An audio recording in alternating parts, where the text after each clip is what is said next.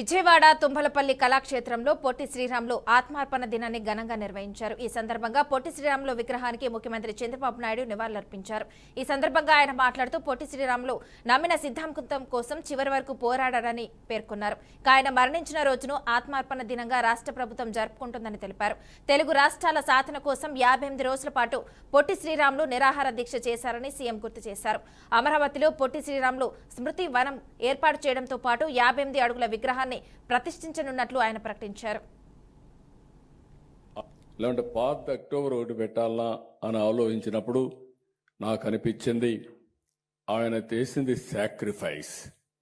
అందుకని డిసెంబర్ 15న ఆయన చనిపోయిన రోజునే ఆత్మార్పణ దినోత్సవంగా డే ఆఫ్ సాక్రిఫైస్ కింద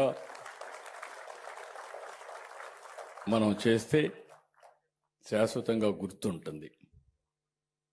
రాబోయే 26 మార్చి 16న శ్రీ పొట్టి శ్రీరాములు గారి 125వ జయంతి.